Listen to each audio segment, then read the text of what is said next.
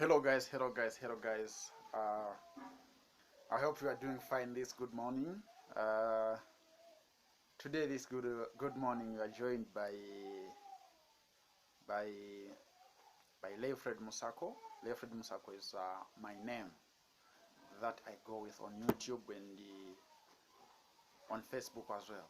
So, uh, the conversation that we are going to be engaging in ourselves this morning is to talk about the greater continent of Africa, which is the politically charged environment, and the things that we are going to be talking about it is on how we can sanitize African politics, how intoxicated is this system. Those are the things that we are going to be talking about. So now, I would like us to talk about the issue of sanitizing. Why do we say politics must be sanitized in Africa? The problem that we have is that African leaders, when they get into power, the African leaders' mindset, it is intoxicated with corruption. African mindset of a leader, when they get into leadership, they don't get into the leadership of servitude. They get into the leadership of fulfilling their self-desires in the one way of getting rich. These are the things that you and I have seen and have tolerated for now some time. I think it is only time that we can speak about them and do a little bit of lamenting, but moving towards into implementation of things that we are talking about. The first question that one would ask is that how did we arrive at this? How did we get here? Because all over the suddenly in the 1900s and let me say starting from the 1800s, moving towards up to somewhere 1980 something, things were better and things were happening very well. Things were okay. We had the great leaders in the continent of Africa, like the president of Ghana, the first president of Ghana, who was Kwame Nkrumah.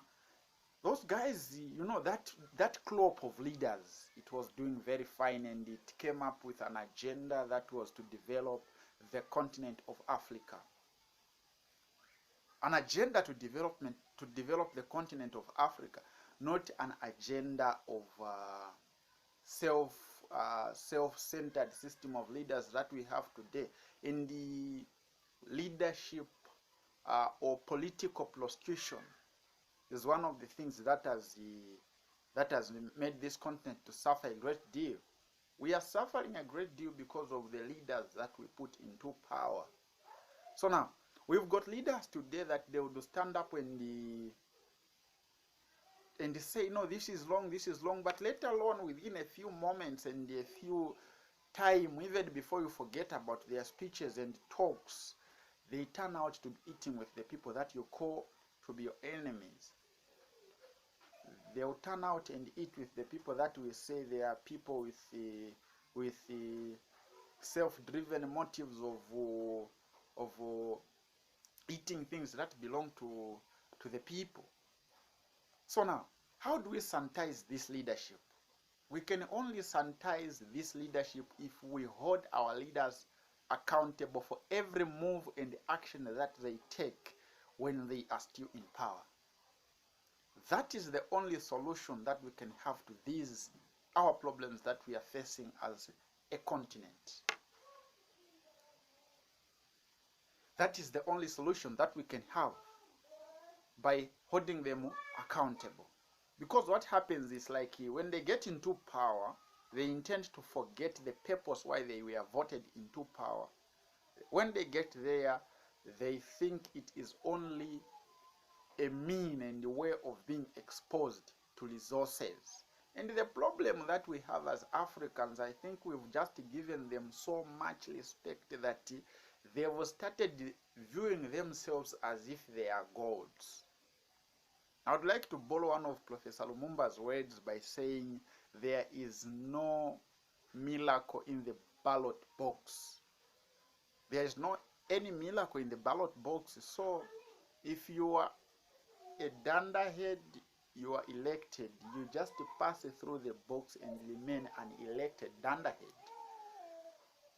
That is what happens. That is what happens. There is no any two way about this. It happens in that manner. So let's be very careful in the manner how we elect leaders, and when they get into power, let's hold them accountable and make sure that they serve the interest of the people, not their personal interest, and not their personal exposure to the resources of the country and the resources of the continent at large.